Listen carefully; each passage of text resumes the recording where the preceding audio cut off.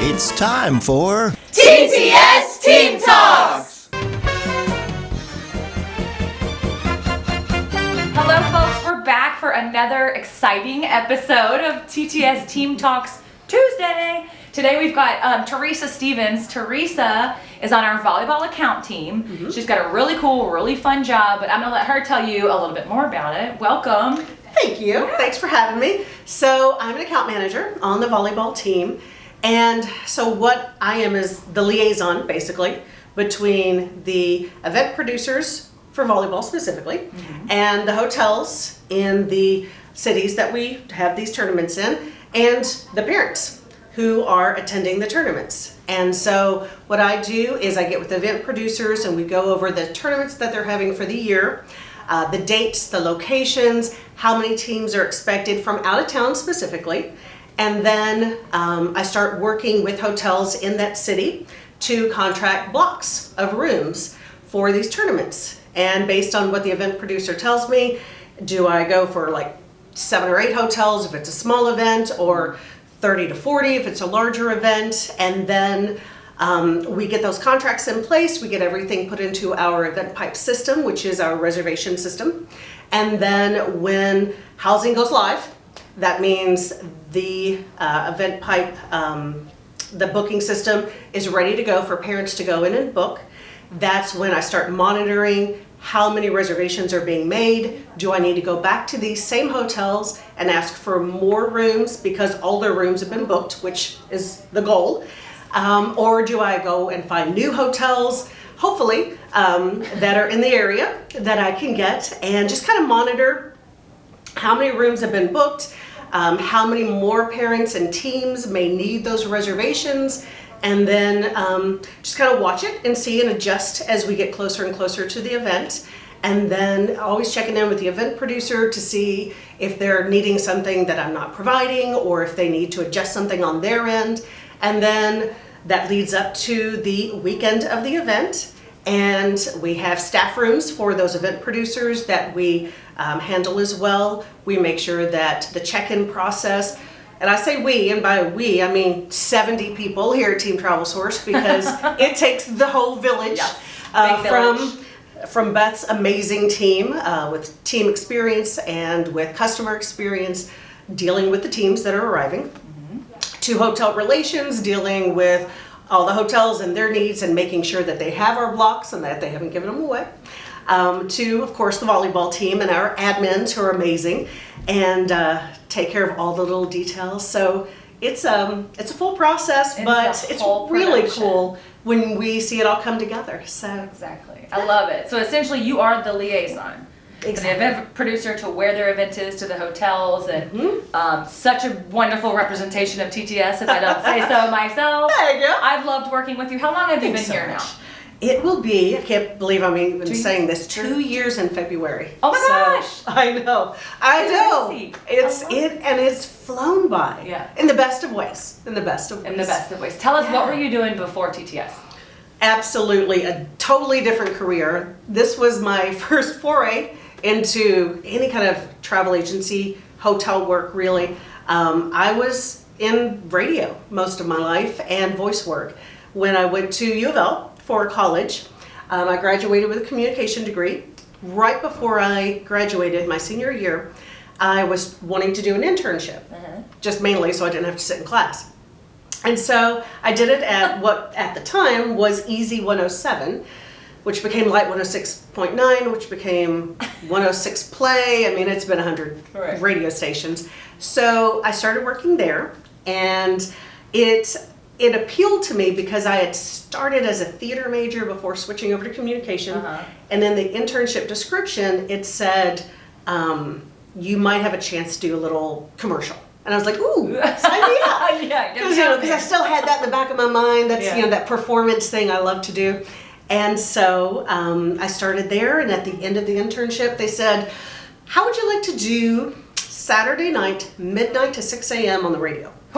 Where like 2 people are listening, and that's it. And I was like, yes, I'd love it. And from there, it grew to maybe 2 or 3 shifts a week, to regular part-time, to morning show, to a news anchor to afternoons and middays. Yeah.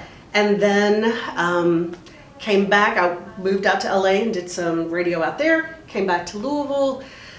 Life did a little, couple of turns, and I needed something a little more steady, which I went on to Indeed, and Team Travel Source popped up. There we were. I know. And I was like, I have no shot of getting this, but I'm going to apply anyway. And look at that. 2 years later. 2 years later. Oh my gosh. I say, yeah, you're like one of the vets at this point. My gosh. It's amazing. Oh. I think, with Rebecca now being director, I'm like the senior person in my office, which is crazy. Which is exciting. How did that happen? Because we grow so fast and we have such huge talent on board. So thank you. Anyway, okay, I have a question about the radio life and the voiceover stuff. What have you ever had any, or what is your favorite project that you've worked on? Oh, so in addition to all the radio stuff that I did, I narrated audiobooks at the American Printing House for the Blind for about 10 years. And I just loved that job. It was like a one-woman play every day, which was good and bad sometimes. Performing, yes. But it was that performance thing that I really loved to do. And so, over the course of those 10 years, I probably read 400 books. Wow. And there's so many that stick in my mind, but there are two in particular.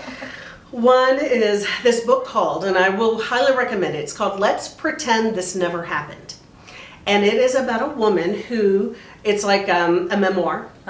And she had started off with a podcast and turned it into a book. Okay. And it's just basically her crazy life.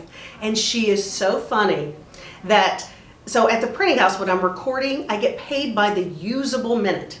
Okay. So if I record for half an hour and I mess up 10 minutes of those 30 minutes, You only get paid for 20. I only get paid for 20. Got it. So I don't want to mess up. But this woman had me laughing so hard that I had to keep stopping, get all the laughter out, compose myself, and then record again. Oh, and that's awesome. And I remember she came to WHS Radio and she was interviewed, and I was actually working there as well at the time. And I asked for her to sign the book. And I had told her that I blamed her for costing me money because she was so funny. You spent so much time. Oh my gosh, it was great. But then on the opposite side too, when you read these books, narrate them, you really want to feel it, right? Right. Because it conveys in the production of it. Right. And so I also read this book about this Norwegian teenager, and there's a lot of Nordic names, which is like the downside of the book, pronouncing these things. But she was like 18 and she got cancer. And so this was just diary entries of her journey through that. So you cried? Oh my gosh, the last chapter was written by her mom because she died. Oh. And I was bawling so hard. I had the shaky voice as I was reading this, and my monitor, who reads along with me, had to stop me and said, I can't use it. He goes, you gotta pull it together, And so, yeah, it was incredible. Right. I blocked out the name of the book, but it was so good. But it's, it was very cool to be that engrossed. Yeah. In that work. I know, and it to be you, all you. So what a cool job. I don't think there's many people around here that have done cool stuff like that on the side. And I do have a studio at home, so I do narrate audiobooks still. Yeah. But on the side or at night or something like that. Yeah. Okay. Well, we need to redo some recordings soon, and I will call you for that. Please do. Yeah. I'm happy to do that at any moment. All right. One more thing, because I heard that you have a really cool hobby that has taken you many places. I do like to climb myself a mountain. Yeah. Yeah. So it's become something relatively late in life that I've gotten into. I know. Age is just a number, Theresa. Exactly. So it was funny. Over the years, I had done some activities, I guess. Yeah. Some races for Leukemia and Lymphoma Society. It's called Team in Training. You raise money for leukemia and lymphoma, and in turn, they train you to complete something big. Right. Like I did a marathon, I did a half Ironman, and it was 2017, and I was thinking of doing maybe a century ride, which is a 100-mile bike ride. And so at the same time I was thinking about it, I got an email from them saying, hey, we have a new activity, a new adventure if you want to sign up. And it was climbing Mount Kilimanjaro in Africa. And I was like, this is good timing. Yeah. So I went on and listened to their, it was like a conference call about it, and loved the idea. It was for, Kilimanjaro is a mountain to climb for people who don't climb mountains. Really? So yeah, so if you have no experience, you have to train your butt off. Right. But you don't have to have experience, but you go with the outfitter, which is Embark Exploration, and they'll get you up there if you're determined to do it. And it was incredibly hard. It took every ounce of my soul to summit it, but I completed it and I loved it. And I loved it so much I went with Embark again to Machu Picchu 2 years ago. And I'm signing up for a third one. I got a call from a friend of mine who had done the other two, and they asked if I was interested in doing one more. One more. So in January, when Christmas is over, I'm going to put my deposit on. It's for April 2025. Okay. So I got lots of time to save up and train for Mount Everest Base Camp. Wow.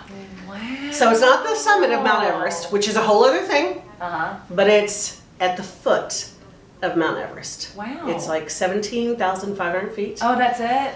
Yeah, that's it. It's like 40 miles of walking to get there.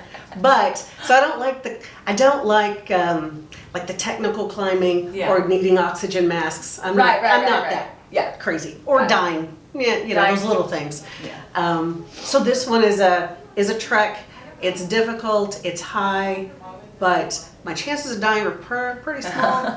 But it will challenge me, which is my favorite thing to do. So see what cool. I'm made of. So cool and inspiring too. I feel like I love hearing about this stuff. You had just started here when you did Machu Picchu. I remember being like, she's doing what? I was starting to train for it. Yeah. So cool. Thank you. I appreciate it. I know you're busy. I know we're all busy around here. Mm-hmm. Thank you so much for taking this chunk of time out of your day to share some of yourself with the world. My pleasure. I love talking about Team Travel Source. And of course, my little background as well is always fun. So it's a pleasure. Thank you.